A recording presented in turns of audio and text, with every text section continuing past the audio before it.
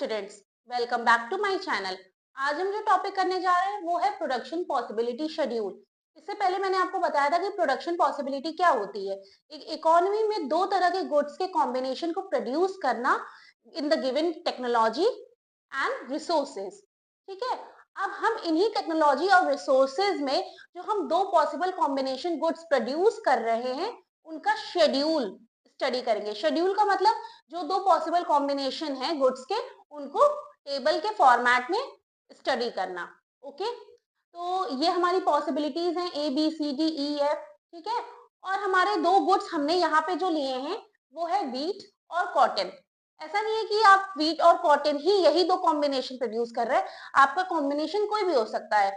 X Y Z कोई भी goods हो सकते हैं, गन हो सकती है, कुकीज हो सकती हैं, आइसक्रीम हो सकता है, एनी गुड। तो बेसिकली दो कॉम्बिनेशन ऑफ गुड्स जो हम इकोनॉमी में प्रोड्यूस कर रहे हैं उनको टेबुलर फॉर्म में लिखना, एमओसी और एमआरटी। ठीक है, देख लेते हैं। पहला कॉम्बिनेशन है हमारा 15 वीट्स के प्रोडक्शन हो रहा है और 0 कॉटन। बेसिकली हम ये लेके चल रहे हैं कि हमारे 500 जो है जो रॉ मटेरियल्स है, टेक्नोलॉजी है, वो 500 यूनिट्स हैं और हमें यही यूज करना है इनके प्रोडक्शन में।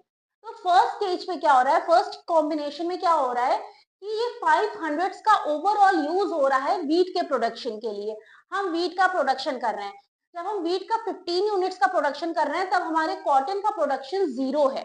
ठीक है, यानी कि हम ये 500 यूनिट्स जो टेक्नोलॉजी है, रॉ मटेरियल है, वो सारा का सारा फुली यूज कर रहे हैं वीट के लिए। ठीक है, सेकेंड में क्या हो रहा है, इसके बाद हम कॉटन का 1 यूनिट का प्रोडक्शन बढ़ा रहे हैं। इसका 1 यूनिट का प्रोडक्शन इंक्रीज करने के लिए हमने यहाँ पे 1 यूनिट वीट का सैक्रिफाइस किया है। हम 15 से 14 पर आए क्योंकि हमारी टेक्नोलॉजी, हमारी रिसोर्सेज जो हैं वो फिक्स्ड है। 500 यूनिट्स हैं वो फिक्स्ड हैं। तो अब इस 500 में हमारा इस बार जो सेकेंड कॉम्बिनेशन बन रहा है जो है बी कॉम्बिनेशन, वो है 15 units of wheat and 1 unit of cotton. तो 1 यूनिट ऑफ कॉटन के प्रोडक्शन के लिए हमें 14 यूनिट्स व्हीट का हम प्रोडक्शन कर रहे हैं। यानी कि हम कितना रिड्यूस कर रहे हैं, 1 यूनिट।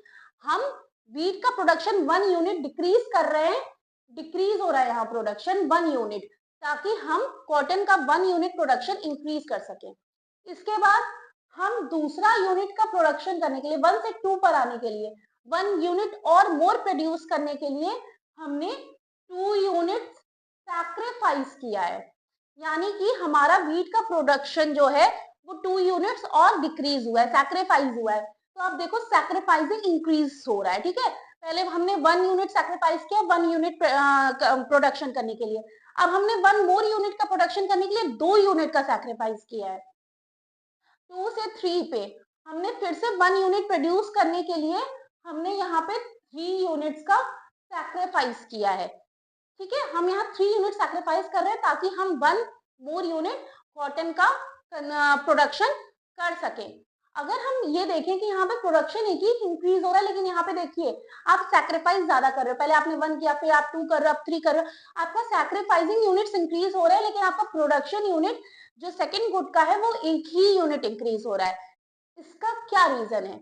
इसका रीजन ये है कि हम ये मान के चल रहे हैं कि जब हम इस जो टेक्नोलॉजी है इसका यूज कर रहे थे वीट के प्रोडक्शन के लिए तो फुली एफिशिएंटली यूज हो रहा था, लेकिन यहाँ पे जब हमने उसके प्रोडक्शन को शिफ्ट किया कॉटन पे तो फुली यूटिलाइजेशन तो हो रहा है टेक्नोलॉजी का, रिसोर्सेज का, बट एफिशिएंटली नहीं हो रहा है। ये हमारे अजम्पशंस थे जो हमने प्रीवियस लेक्चर में किए थे। हमारा अजम्पशन है कि ये फुली एफिशिएंटली जब हम शेयर कर रहे हैं तो फुली एफिशिएंटली यूज नहीं हो पा रहा है। दैट्स व्हाई यहाँ पे इंक्रीज एक एक यूनिट का हो रहा है, बट यहाँ सैक्रिफाइसिंग यूनिट इंक्रीज होती जा रही है। जैसे कि आपका 3 से 4 यूनिट पे आने के लिए आप एक एक्स्ट्रा यूनिट प्रोड्यूस करने के लिए आपने यहाँ 4 यूनिट्स फिर से सैक्रिफाइस किया, फिर यहाँ आपने 5 यूनिट सैक्रिफाइस किया, तो यहाँ पे 1 मोर यूनिट का प्रोडक्शन हुआ। तो अब आपका वीट का प्रोडक्शन क्या हो गया, 0 हो गया। मतलब आप 5 यूनिट्स कॉटन प्रोड्यूस कर रहे हैं, उस टाइम पे आपका वीट का प्रोडक्शन 0 हो जा रहा है। तो ये पॉसिबल कॉम्बिनेशंस हैं एक इकोनॉमी में कि जब आप 15 यूनिट्स गुड्स का वीट का प्रोडक्शन कर रहे हैं तब आपको कॉटन 0 है, या तो फिर आप 14 यूनिट्स और 1 का कॉम्बिनेशन, 12 और 2 का कॉम्बिनेशन। उसी तरीके से जब व्हीट का एकदम कंजम्पशन जीरो हो, प्रोडक्शन जीरो हो गया, तो हमारा कॉटन का प्रोडक्शन 5 हो गया। ठीक है, अब एमओसी हमारा बेसिकली जो हमारा चेंज हो रहा है सैक्रिफाइसिंग यूनिट्स में जो चेंज हो रहा है वही हमारा एमओसी है। 15 से 14 आया तो 1, 14 से 12 2, 12 माइनस 9 3, 9 माइनस 5 4, 5 माइनस 0 5। तो बेसिकली जो हमारा व्हीट में जो सैक्रिफाइसिंग यूनिट चेंज हो रही है that is our MOC, marginal opportunity cost. इसके बाद एमआरटी क्या है? एमआरटी बेसिकली दो कॉम्बिनेशन के गुड्स के बीच का रेशियो है। जैसे व्हीट का प्रोडक्शन हो रहा था और कॉटन का प्रोडक्शन हो रहा था, तो इस केस में तो अभी ना कोई सैक्रिफाइसिंग हुई है ना कोई गेनिंग हुई है, तो इसलिए डैश है। लेकिन जब हमने 15 से 14 पर आए, 1 यूनिट व्हीट का सैक्रिफाइस हो रहा है और 1 यूनिट जो कॉटन का है वो इंक्रीज हो रहा है, एडिशनल यूनिट आ रही है। ठीक है, तो 1:1 का रेशियो है। फिर 1 यूनिट कॉटन के लिए हमने 2 यूनिट ऑफ व्हीट सैक्रिफाइस किया, तो 2:1 का रेशियो बन गया। फिर हमने व्हीट की 3 यूनिट सैक्रिफाइस की है कॉटन के 1 यूनिट के लिए, तो हमारा 3:1 का रेशियो बन गया। 4 यूनिट सैक्रिफाइस की है और इसकी 1 यूनिट के लिए, तो हमारा 4:1 का रेशियो बन गया। फिर हमने 5 यूनिट सैक्रिफाइस की है इसके 1 यूनिट के लिए, तो 5:1 का रेशियो बन गया। तो बेसिकली जो एमआरटी है वो रिलेशनशिप है दोनों गुड्स के प्रोडक्शन के बीच में।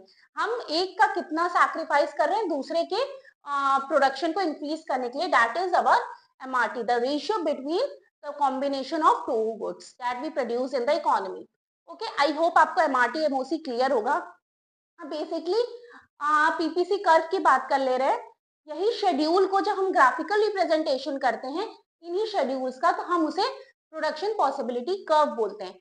एक चीज हमेशा याद रखिएगा, जब भी आप प्रोडक्शन पॉसिबिलिटी कर्व बनाएंगे, ग्राफिकल रिप्रेजेंटेशन करेंगे, तो जो सैक्रिफाइसिंग यूनिट होती है वो वाई एक्सिस पे होती है, जो यूनिट में गेन हो रहा होता है वो हमेशा एक्स एक्सिस पे होती है। ठीक है, तो हमने ये सैक्रिफाइसिंग यूनिट जो व्हीट थी वो हमने वाई एक्सिस पे रखी और जो गेनिंग यूनिट थी कॉटन की वो हमने एक्स एक्सिस पे रखी। ठीक है, तो पहला कॉम्बिनेशन क्या है? 15 व्हीट्स है और 0 कॉटन है।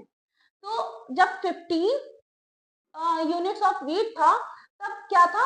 0 कॉटन था। तो हमारा पहला जो पॉइंट है कॉम्बिनेशन है वो ए है यहाँ पर। ठीक है, दूसरा क्या था? जब 14 यूनिट्स व्हीट का था तो 1 यूनिट कॉटन का था, तो ये देखिए बी, 14 जो है हमारा व्हीट और 1 है हमारा कॉटन, तो ये बी कॉम्बिनेशन हो गया। इसी तरीके से 12 और 2 का कॉम्बिनेशन सी, 9 और 3 का कॉम्बिनेशन आपका डी, और उसके बाद 5 और 4 का कॉम्बिनेशन ई, और 0 और 5 का कॉम्बिनेशन आपका एफ। बेसिकली क्या है? ये 0,15। ठीक है, 1, 1,14। ठीक, और ये है 2,12। ये क्या है आपका 3,9। ये क्या है आपका 4,5। ये क्या है 5,0। तो ये कॉम्बिनेशन हैं जिनको हमने ग्राफिकली प्रेजेंट किया है, ग्राफ पे ग्राफिकल रिप्रेजेंटेशन हुई है, तो इसको हम प्रोडक्शन पॉसिबिलिटी कर्व कहते हैं। ये याद रखिएगा कि आपका प्रोडक्शन पॉसिबिलिटी कर्व हमेशा कॉनकेव शेप का होता है। मैंने आपको पहले भी बताया था कि ये जो होता है ये कॉनकेव शेप होता है, ये होता है आपका कॉन्वेक्स शेप, और ये होता है आपका स्ट्रेट लाइन। ठीक है, तो आपका जो पीपीसी है वो हमेशा कॉनकेव शेप का होता है। प्रॉपर्टीज कर लेते हैं प्रोडक्शन पॉसिबिलिटी कर्व की। पहला है कि पीपीसी स्लोप डाउनवर्ड। हमारा जो प्रोडक्शन पॉसिबिलिटी कर्व है वो हमेशा डाउनवर्ड स्लोप करता है। इसका रीजन क्या है? Production of wheat decreases, production of cotton increases. क्योंकि जो अगर हम ये व्हीट का प्रोडक्शन डिक्रीज हो रहा है, ये डिक्रीज हो रहा है, तो कॉटन का प्रोडक्शन इंक्रीज हो रहा है। तो जब एक गुड का प्रोडक्शन डिक्रीज होता है तो दूसरे गुड्स का प्रोडक्शन इंक्रीज होता है। तो बेसिकली ये दोनों गुड्स के बीच में इनवर्स रिलेशनशिप है, जिसकी वजह से हमारा ये स्लोप डाउनवर्ड होता है। There is a inverse relationship between change in quantity of the production. Wheat और कॉटन के बीच में इनवर्स रिलेशनशिप है। यहाँ पे देखो 14 से 15 से 14 पर आया, 14 से 12 पर आया, 12 से 9 पर आया, 9 से 5 पर आया, 5 से 0 पर आया, तो यहाँ पे डिक्रीज हो रहा है। और यहाँ क्या हो रहा है, इंक्रीज हो रहा है एक्स एक्सिस पे। मैंने स्टार्टिंग में आपको बताया था कि जो सैक्रिफाइसिंग होता है वाई एक्सिस पे लिखते हैं, गेनिंग वाला एक्स एक्सिस पे लिखते हैं। तो जो सैक्रिफाइसिंग यूनिट है वो डिक्रीज हो रही है और ये इंक्रीज हो रही है प्रोडक्शन गेनिंग यूनिट का। तो यही रीजन है, इन दोनों में इनवर्स रिलेशनशिप है, एक डिक्रीज हो रहा है तो दूसरा इंक्रीज हो रहा है। इस वजह से ये जो पीपीसी कर्व है ये कॉनकेव शेप का होता है। ठीक है, पीपीसी कर्व डाउनवर्ड होता है और पीपीसी कर्व कॉनकेव होता है क्योंकि because of increase rate of transformation, that is more and more units of one community are sacrificed to gain an additional unit of another community. Basically हम यहाँ पे ज्यादा से ज्यादा यूनिट सैक्रिफाइस कर रहे हैं ताकि देखो आप पहले 1 यूनिट किया, 2 यूनिट, 3 यूनिट, 4 यूनिट, 5 यूनिट, हम ज्यादा से ज्यादा सैक्रिफाइस कर रहे हैं ताकि हम 1 एडिशनल यूनिट गेन कर सके। अगर यही अब मैं आपको बताऊं, अगर हम यहाँ पे 1 सैक्रिफाइस कर रहे हैं, यहाँ भी 1 कर रहे हैं, यहाँ भी 1 कर रहे हैं, यहाँ भी 1 कर रहे हैं, यहाँ भी 1 कर रहे हैं, यहाँ भी 1 कर रहे हैं, यहाँ भी, तो ये क्या होता, स्ट्रेट लाइन बन जाती। ठीक है, अगर हम ये 1 1 1 1 1 का होता तो स्ट्रेट लाइन बन जाती। अब यहाँ पे क्या हो रहा है, ये इंक्रीजिंग रेट पे है, हमारी सैक्रिफाइसिंग इंक्रीजिंग रेट पे है, हम ज्यादा से ज्यादा यूनिट सैक्रिफाइस कर रहे हैं ये एक यूनिट को गेन करने के लिए। यही रीजन है कि हमारा ये जो पीपीसी कर्व होता है वो कॉनकेव शेप का होता है। ठीक है, because of increasing rate of transformation that is more and more units of one community, एक कम्युनिटी की ज्यादा से ज्यादा यूनिट सैक्रिफाइस करने की वजह से, ताकि हम दूसरे यूनिट की एक एडिशनल यूनिट को गेन कर सकें। एक एडिशनल यूनिट को गेन करने के लिए ज्यादा से ज्यादा सैक्रिफाइस करते हैं दूसरे यूनिट का, इसलिए हमारा जो पीपीसी कर्व होता है वो डाउनवर्ड स्लोप होता है और कॉनकेव शेप का होता है। I hope production possibility schedule और प्रोडक्शन पॉसिबिलिटी कर्व आपको क्लियर होगा। Thank you students.